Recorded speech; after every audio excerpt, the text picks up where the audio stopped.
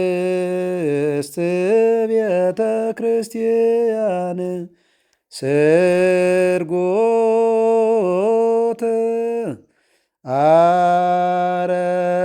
አረፋቲሃ ወስዕልት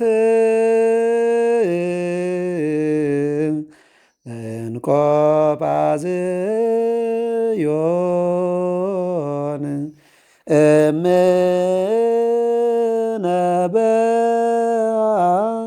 ቅድስት ቤተ ክርስቲያን። ሰላም ጤና ይስጥልን። የስርዓት ሚዲያ ቤተሰቦቻችን፣ ይሄ የስርዓት ሚዲያ ነው። እንደምሰነበታችሁ።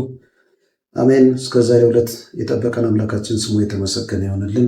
እንግዲህ በዛሬው መርሃ ግብራችን በስርዓት ሚዲያ ይዘንላችሁ የቀረብነው ከንዋያተ ቅድሳት መካከል እስካሁን እየተነጋገርናቸው የመጣናቸው አሉ።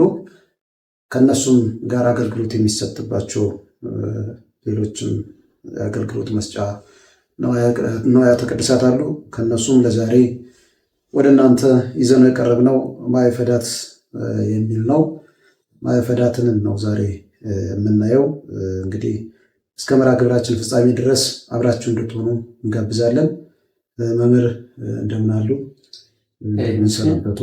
እንግዲህ ዛሬ ለተመልካቾቻችን የምናደርስላቸው ይዘንላቸው የቀረብነው ማዕፈዳት የሚባሉትን በቤተ ክርስቲያናችን በቅዳሴ መካከል አገልግሎት የሚሰጡትን ማዕፈዳት እያልን የምንጠራቸውን እነሱን ነው። እስኪ ስለነሱ መጻሕፍት ምን ይላሉ የሚለውን ለተመልካቾቻችን ያብራሩልን። ሰላም ተመልካቾቻችን፣ እንደምንቆያችሁ እንደምንከረማችሁ። ምናልባት ዛሬ የተለየ ሁኔታ ለእርሶት ነው የምንሰጠው ካለው አገልግሎት አንጻር። ካህናትን ያው አብዛኛውን ጊዜ ንዋያትን ስንመለከት እንግዲህ ሁሉም ደረጃ አለውና እንደው ከአገልግሎት አሰጣጣቸው አንጻር ከእርሶት ቢጀመር ያው መርሃ ግብሩን ቢመሩ እስኪ እንደው ከእርሶት ይጀምሩትና ያው ከዛ ከእርሶት ላይ የማገኘው ማብራሪያ ካለ ከዛ ያለው እንጂ አሁንም ማዕፈዳት የውስጥ አገልግሎቶች እንደው በካህናት በራሱ ቢብራሩ ጥሩ ነው ብዬ ስለማስብ ነው። አባታችን ወደ እርሶት ቢመጣ ነው የሚሻል።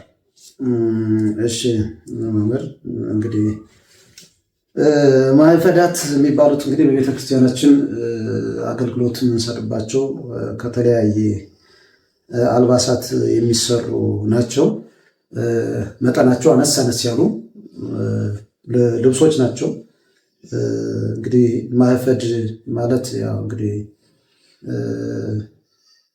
በቤተክርስቲያን በቅዳሴ ጊዜ ቅዱስ ሥጋው ክቡር ደሙ በሚቀርብበት ጊዜ ቅዱስ ሥጋውን በጻሕል ላይ በታቦቱ ላይ እንትን ለማለት ማዕፈዳቱን እዛ ላይ ያስቀምጠን ለዛ አገልግሎት ይውላሉ። እነዚህም እንግዲህ አብዛኛውን ከጥቁር ልብስ ይሰራሉ።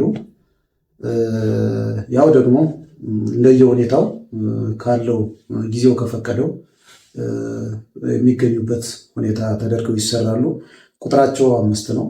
5 ማዕፈዳት አሉ በቤተክርስቲያናችን። እነዚህ ማዕፈዳት እንግዲህ 5ቱም አገልግሎት አላቸው። 5ቱም ስራ አላቸው። 5ቱም ምሳሌ አላቸው። እነዚህ እንግዲህ 5ቱም በእያንዳንዳቸው የራሳቸው የሆነ ነው ስራ ያላቸው። 5ቱ የሚቀመጡት በዛው ነው የሚሰሩት። ቅድም እንዳልኩት አልባሳት ከሚሰሩበት ንዋየ ቅድሳት አጠቃላይ ከሚሰሩበት ነው የሚሰሩት። በጥቁር ልብስም አብዛኛው የሚባለው ነው፣ ግን እንዳልኩት ከተለያየ ሊሰሩ ይችላሉ። መጠናቸውም እንደዚህ ብዙ ትልቅ ያልሆኑ፣ ብዙ ሰፊ ያልሆኑ፣ ብዙ ትላልቅ ያልሆኑ በመጠን የሆኑ ናቸው። እነዚህ እንግዲህ ስራቸው ምንድን ነው? ከምሳሌያቸው በፊት ጸሎተ ማዕፈዳትም አለ፣ ይጸለይባቸዋል። እንግዲህ ማንኛውንም ንዋየ ቅድሳት እስካሁን እየዘረዘርን ስንመጣ በዝርዝራችን ላይ ሁሉም ሳይጸለይበት የሚሆን ነገር እንደሌለ እያሳየን መጣን። እነዚህም አላቸው መጽሐፉ ላይ በራሱ ጸሎተ ማዕፈዳት ብሎ አስቀምጦ ካህኑ ቀድሞ ይጸልዩበታል፣ ይጸለይባቸዋል። ከዛ በኋላ ነው በፊትም ተጸልዩባቸው ተባርከው ነው የሚገቡት። በኋላም ደግሞ በየጊዜው ጸሎት እየተደረገባቸው አገልግሎት የሚሰጡበት ናቸው። እንግዲህ 5ቱ አንደኛው በታች በአውዱ ላይ የሚነጠፍ ነው። ከጻሕሉ በታች ላይ ጻሕሉ በታቦቱ ላይ ከመደረጉ በፊት እዛ ላይ ይደረግና ጻሕሉ የሚሆነው ማዕፈዱ ላይ ነው። አንዱ እሱን ነው ከአምስቱ። አንደኛው ደግሞ እንግዲህ ስጋው የሚያዝበት ነው፣ ውስጡ የሚያዝበት የሚጠቀለልበት ነው። በጻይሉ ላይ ሆኖ እዛ ላይ ነው እንትኑ የሚያርፈው።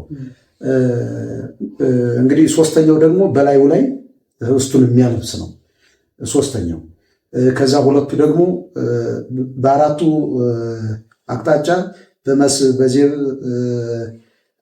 ሌብ ባይር በምንላቸው በንዑሳን ማዕዝናት አራያ እነሱ ራሳቸው ልብሶቹ አራት ማዕዘን ናቸው። እንደዚህ የሆነ ዝም ብለው ጥቅልል ተደርገው የረዝ ተደርገው አይሰሩም። እንዲህም እኩል መስቀለኛ እንዲሰሩ ተደርገው ነው የሚሰሩት። ከዛ በኋላ እነሱ ደግሞ በህብስቱ ላይ ላውን ወይም አጎበር ደግሞ ይባላል። በህብስቱ ላውን የሚሆን ወይም በዛ በአጎበሩ ላይ ይደረጋሉ። ያለዛም ደግሞ አጎበሩ እንኳ ከሌለ እዛ ህብስቱ ላይ ይደረጋሉ ማለት ነው። እንደዚህ ከዚህ ወደዚህ ነው የሚደረጉት ሲለበሱ በራሱ እና እነዚህ አምስቱ ስራቸው ይሄን ነው የሚመስለው።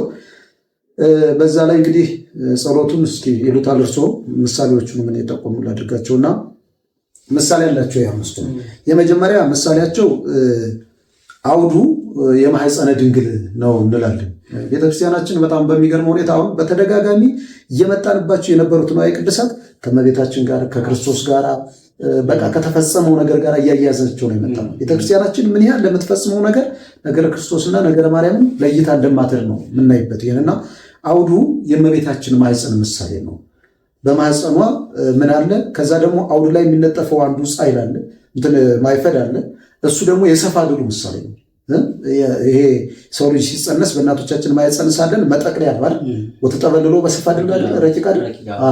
በሰፋድል ይሄ እንግዲህ ምናልባት በአማርኛ ሌላ ነው የሚባለው። እንግዲህ ሰፋድል እንለዋለን። በአጠቃላይ መጠቅለያ ቤተክርስቲያን አባባሉ ሰፋድል ይባላል ቤተክርስቲያን ቃሉና ያ የተጠቀለለበት ክርስቶስ በእናቱ ሆድ እያለ ጊዜ ሕፃናትን አላፋለሰም አይደል? ክርስቶስ እንግዲህ ሁሉን ነገር ሆኗል ዘንበለ ኃጢአት ነው እና በዛ በማህፀን እያለ የተጠቀለለበት ያንን ሰፋድሉን ይመስላል ማለት ነው። እንግዲህ ሌሎቹ የሶስቱ አካላት ምሳሌ ናቸው። ክርስቶስ በማኅፀነ ድንግል በሰፋድል ተጠቅልሎ ሳለ ሶስቱ አካላት በእመቤታችን አልተለዩም። ከእመቤታችን ወልድ በተለየ አካሉ ለለቢሰ ሥጋ ለተዋህዶ አብ ለአጽንኦ መንፈስ ቅዱስ ለአንጽሖ እንላለን። እንግዲህ እሱ ሌላ አስተምሮ ነው እንደው ከምሳሌው ጋር እና ሶስቱም አልተለዩአትም። እመቤታችንን ሶስቱ ሁሉ ይጎበኟት ነበር። ለምን? በዛ በእሷ ማኅፀን ሰው የሆነው የተዋህደው በሶስቱም ፈቃድ ነው። ክርስቶስ ደግሞ እነዛ ሶስቱ ከተዋህደው ጋር ሁለቱ አብ መንፈስ ቅዱስ አይለዩ እስካልተለዩ ተዋህዱ ባንላቸው ተለዩ ደግሞ አንላቸውም። ረቂቅ ነው። በእርግጥ የቤተክርስቲያናችን ትምህርት አንድ ጊዜ ከሶስቱ ያልተለየ አካል ሄዶ ደግሞ ለብቻው ተዋህደ ከተባለ ሶስቱን ሳምጥቶ ዘው ያዋህድ ሞይ የሚያሰኝ ነገር አለ። ይሄ ሌላ አስተምሮ ነው። እንግዲህ ያው በሌላ በሚስጥረ ተዋህዶ በነገረ ሥጋዌ የሚነሳ በሌላ ውድ የሚነሳ ነው። እንደው አሁን ካለው ከምሳሌው ጋር ስናያይዘው ነው እንጂ ይሄ ነው አንዱ ይሄ ነው። ሁለተኛ ደግሞ ሌላ ምሳሌ አለው። እንግዲህ ሌላ ምሳሌ አለው። ያ ሌላኛው ምሳሌ ደግሞ ምንድነው? በአውዱ ላይ የሚነጠፈው በቤተልሔም ጌታችን ሲወለድ ዮሴፍ እመቤታችን የምትወልድበት ያው በግርግም ነው የወለደችው። ምንም ቤተሰብ በሌለበት ዘመድ በሌለበት ለቆጠራ በወጡበት ነው የተወለደው። ሲወለድ በዛ በአጋጣሚ በእንግድነት ባሉበት ሲወለድ በጊዜው ያገኘውን ሳር ቅጠል ምናምን አምጥቶ ነው ይወለድ። እንደውም ቅዱስ ያሬድ ከደነቶሙ ቆጽለ በለሶን ነው የሚለው። እናቱ የበለስ ቅጠል አምጥታ ከደነችው ይላል። ከዛ ዮሴፍም ሳር አምጥቶ ጎዘጎዘ ለእመቤታችን ለሕፃኑ ማረፊያ ለዕለቱ በቃ የሚያደርገው ሲያጣ ሳሩን ጎዘጎዘ። የመጀመሪያው የእሱ ምሳሌ ነው። ሁለተኛው ደግሞ በጻይሉ ላይ ያለው እመቤታችንን ወጠብለለቶ በአጽርቅ ታደርምንም በጨርቅ ጠቀለለችው። አውራጣቱን አሰረችው፣ በጨርቅ ደግሞ ምን አለችው? ጠቀለለችው እንላለን። ስለዚህ ሁለተኛው በአውዱ ላይ ተንጥሎ ክርስቶስን እዛን ጻይሉ ላይ ካለው ላይ ወስደን ነው ማይፈዱ ላይ የምናስቀምጠው ውስጡን እስካሁን ደግሞ ያ ምንድን ማለታችን ነው? ጌታ ሆይ ስትወለድ በዚህ ጨርቅ ተጠቅልለሃል። ይሄ ደግሞ መጽሐፍ ነው ቅዱስ ያሬድም ያለው ሲወለድ የተደረገም ነው እና ያ ክርስቶስን ወዲያው ልጇን ጥቅልል አድርጋ ያቀፈችበት ነው። ሌሎቹ ሶስቱ ሁለቱ እነዚህ ናቸው። ሶስቱ ደግሞ ዮሴፍ ከዚህ በኋላ ሳር መጎዝጎዝ ብቻ አይደለም፣ ቅጠል መጎዝጎዝ ብቻ አይደለም፣ እንደ ዳስ አድርጎ ዙሪያውን ሰራለት ነው የሚለው ለክርስቶስ ለሕፃኑ ማረፊያ ለወለደችዋ ለዛች ሕፃን ለታቀፈችዋ እናት ለድንግል ማርያም ማረፊያ እንደ ዳስ አድርጎ ዮሴፍ ወዲያው ሰራ። ከበረቱ ግርግም እያሉ በልደት እኮ እናደርጋለን። ትንሽ የሳር ነገር ጎጆ ነገር ያደርጋሉ ምዕመናን። ልደቱን ለመግለጥ እመቤታችን እዛች ውስጥ በስዕል ያደርጉና አሳምረው ለአሁን ሳር ነገር ለመሳደር ምናምን ጎጆ ነገር ይሰራሉ። እሱ ያለ ምክንያት አይደለም። እና ያ ሶስቱ ደግሞ ማይፈዳት ልክ በዛ በዳሱ ላይ የተጠለለው ቅጠል የተለበሰው ሳር የእሱ ምሳሌዎች ናቸው። ሌላ ሶስተኛው ምሳሌ እንግዲህ አውድ የጎልጎታ ምሳሌ ነው ብለው አባቶቻችን። የጎልጎታ ምሳሌ ነው ክርስቶስ የተቀበረበት የመቃብሩ የጎልጎታ ምሳሌ ነው። ከዛ ጻይሉ ደግሞ በራሱ በጎልጎታ መካከል ዮሴፍ ያሰራው የመቃብሩ በራሱ ነው በጻይሉ ላይ ያለው። ታችኛው ማይፈድ የመግነዝ ነው። ላይኛው ማይፈድ ደግሞ የሰበን ምሳሌ ነው። ክርስቶስ በዚህ ሁሉ ነገር አይደለም እንግዲህ በጎልጎታ ሲቀበር በመቃብር ሲያልፍ በመግነዝ ተገንዞ በሰበን ተጠቅልሎ በእነዚህ ሁሉ ተጠቅልሎ ነው። ወሰበንን ሊበርሱ የተባለው በኋላ ከተነሳ በኋላ ሰበኑን ተጠቅልሎ ነው ያገኙት። ይሄ ታሪኩም ያነሳዋል። የተጠቀለለው ሰበን ምን እንደሚመስል ምን ስራ እንደሰራ ታሪክ ላይ ተነስቷል። እነ ጲላጦስን ጭምር ያሳመነ ያ ሰበን የተገኘው ሰበን ያን ሰበን ሁሉ እናስባለን። እንደው የሚገርመው ለዚህ ነው ቅዳሴ ሙሉ ነው። ቅዳሴ ሁለንተናዊ ክርስቶሳዊ ነገር ነው የምንለው እንደዚህ ነው። ያችን በተለይም አንዲትም ሳትቀር የተፈጸመውን ነገር ሁሉ የምናስብበት ነው። በአጠቃላይ ምሳሌዎቹና ስራው አገልግሎቱ እነዚህን ይመስላሉ በተወሰነ መልኩ። ከዛ ጸሎተ ማይፈድ አለ። እስኪ ጸሎተ ማይፈድ የሚለውን ደግሞ ምን አለው? እንደው ጸሎት ላይ እንደው የሚጸልየው ካህን ማይፈዱን እንዴት እያለ ነው የሚያነሳው? እርስዎ ጊዜ ጨምሩበት። ቃሎት ያሰማልን። ምንድነው ዋናው ዓላማ?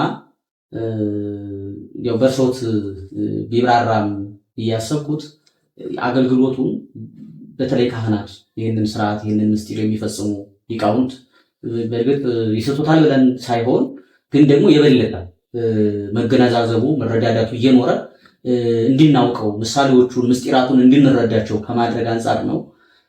ደግሞ በዛው በተግባር በሚከወነው ሁኔታ ሲብራራ ነው ሙሉ የሚሆነው ከሚል ነው። በዋናነት ቅድም እንዳልኩት እንዲህ አይነት ምስጢራት ሲብራሩ ባጭሩ ቤተክርስቲያን ከጌታችን ጽንሰት ጀምሮ እስከ እርገቱ ድረስ ያለውን የጌታችንን የማዳን ስራ ሙሉውን የምትሰብክበት ነው ቅዳሴ። ነዋያቱም የተሸከሙት ያንን ምስጢር ነው። ለዚህ ነው ጸሎት ያስፈልጋቸው ነው። ምንድነው አሁን እኮ ነዋያቱ ላይ የሚጸለየው ጸሎት ነዋያቱ ላይ ሲጸለይ ዓላማው ምንድን ነው? እነዛ ነዋያት የዛ የክርስቶስ የማዳን ስራው ምስክር እንዲሆኑ ነው፣ ተናጋሪዎች እንዲሆኑ ነው። ስለዚህ ነዋያት አንደበት አላቸው ማለት ነው አይደል? አሁን ቅድም እርሶስ ሲነግሩን እንደነበረው ስለ ቤተልሔም ይነግሩናል ማለት ነው። ስለ ክርስቶስ በከብት በረት መወለድ ይነግሩናል ማለት ነው። አንደበት አላቸው ማለት ነው። አንደበት አላቸው ስንል ምን ማለት ነው? ምሳሌነት አላቸው። ዝም ብሎ በግብታዊነት ወይም እንደው ይሁን ተብሎ እንደው ይደረግ ተብሎ የተደረገ አይደለም ማለት ነው። ከለራቸው ሳይቀር ከለሩ እንደሚቀርቡበት ጥቁርም ሆነ ነጭም ሆነ ቀይም ሆነ እያንዳንዱ ለትርጉም ቤተክርስቲያን አመቻችታ ነው እና ይህንን ምዕመናን ተመልካቾቻችን ይህንን የሚከታተሉ በተመስጦ እንዲያዩት ነው።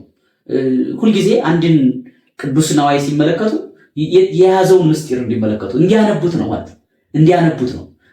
ፊደል አለው ማለት ነው። የክርስቶስ የማዳን ረቂቅ ፊደል አለበት። ስለዚህ ያንን እንዲመለከቱት ከሚል ነው። ሌላው እዚሁ ላይ እንደው ወደ ጸሎቱ ትንሽ ጸሎቱን እናየዋለን። ስለ ቅዳሴ ምዕመናን ሲያስቀድሱ ይህንን እንዲረዱት እናሳስብና ደግሞ የማያስቀድሱ ምዕመናን ምን ያህል እንዲያቀርባቸው ጭምር ነው። ምን ያህል ይህንን ምስጢር አለመሳተፍ፣ ከዚህ በረከት አለመገኘት፣ ከዚህ የክርስቶስ የማዳን ጠቅላላ ስራው የሚገለጥበት ስርዓተ ቅዳሴ ላይ ይህ ሲከናወን አለመገኘት ይሄ በጣም በክርስትናችን ትልቁ ጥያቄ ነው። ትልቅ ጥያቄ ነው በእውነት ተመልካቾቻችን። እንደው በእውነት አስቀድሳችሁ የማታውቁ ከዚህ በኋላ ይሄን ልታስቡበት ይገባል ብዬ አስባለሁ። በተግባር ማለት ነው።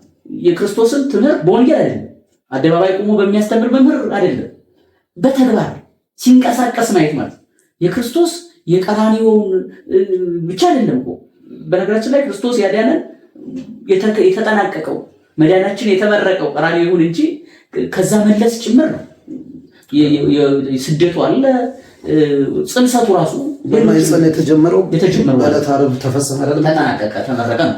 ስለዚህ ያንን እንዲያስቡበት ነው የምናሳስበው።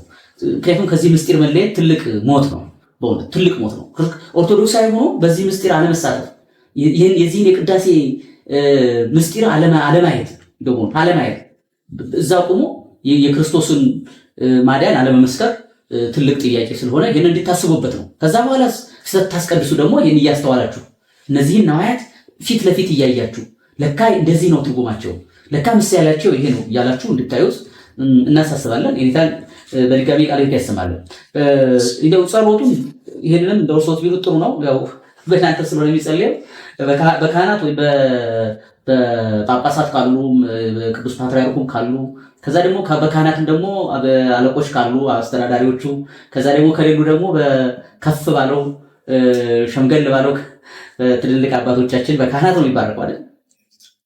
ማፈዳትም ለባልባሳትም ሲባረኩ ጸሎቱ የሚጸልይ አይደል?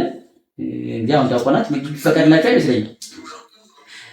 እሱ በመምራን ነው። ግን ተግባሩ ግን አሁን እኮ ይሄ እንግዲህ ወንጌል ተግባር ሲሆን ነው ቅዳሴ በነገራችን ላይ ቅዳሴ ምንድነው ከተባለ ወንጌል በተግባር ሲገለጥ ማለት ነው።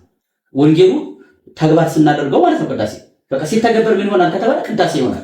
ወንጌል ሲተገበር ተግባር ሲሆን ቅዳሴ ነው እና እሱን ከሚል ነው። ግን ዞሮ በትምህርት መልክ ነው የማየው፣ በጸሎት መልክ ሳይሆን ትምህርት አድርገነው ነው። ስለዚህ ጸሎት ላይ ለማህፈዳት ይላል። ያው ቅድም እንዳሉት 5 ናቸው። መጨረሻ ላይ ምናልባት ጥያቄዎች ይኖሩኛል። ለምሳሌ ከዚህ በታችና በላይ የሆኑበት ሁኔታ አይኖርም ማለት